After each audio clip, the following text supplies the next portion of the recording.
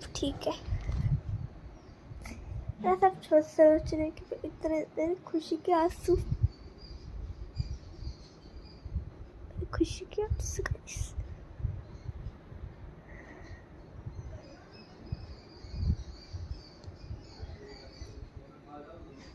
अब सोच रही कि मेरी खुशी के आंसू किसने तो मैं आज कहती हूँ आपको।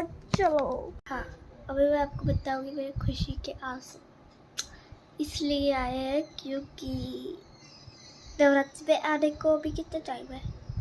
आई मीन मतलब आज 8 है ना, 1 ही महीना।